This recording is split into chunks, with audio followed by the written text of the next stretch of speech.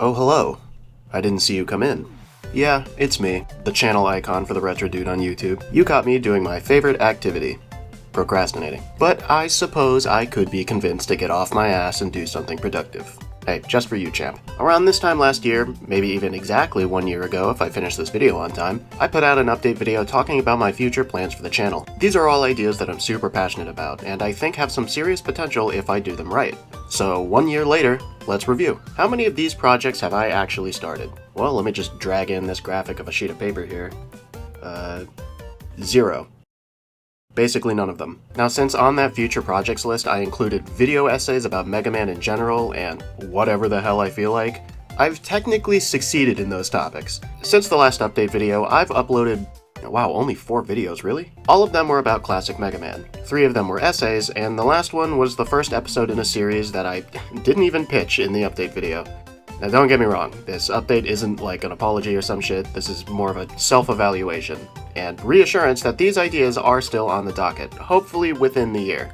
I've held off on starting these series because I wanted to improve my video making skills first and make sure I could do those ideas justice. And I am proud of the progress I've made. I've been getting faster at editing, developing better productive habits, and gotten more comfortable recording voiceover, so I think finally pulling the trigger on these series will come sooner rather than later. Something else that I only briefly mentioned in this video, which I actually did start, was my second channel. I started this to get more comfortable with non-scripted content. I don't really advertise it too much over here on the main channel because those videos were less about quality and more about the experience from making them, and I would say that I've steadily been gaining confidence from these, which is good because I'd really like to have that confidence going forward into newer projects. I still wouldn't really recommend checking out the second channel, but if you're curious, or maybe if you just want some background noise, I'd still greatly appreciate it. As for what else I've been up to, if you read my community posts, you may have seen that I spent 3 months trying to make a video for October before burning out and putting it on hiatus, which is why there is such a big gap in uploads at the end of last year. The effort that went into that video wasn't wasted though, so hopefully I'll be able to finish it in time for this year's October instead. It was one of 2 videos I had planned for October.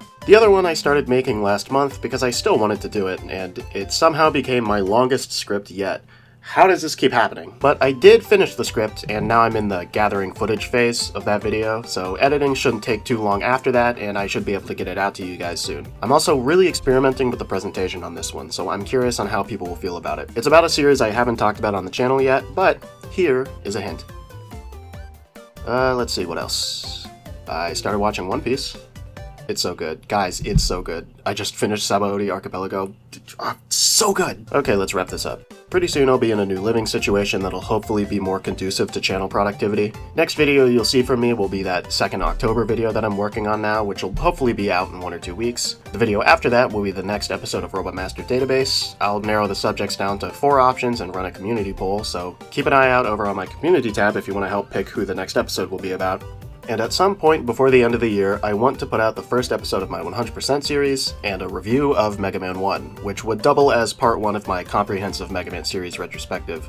Fingers crossed, and I'll see you guys then.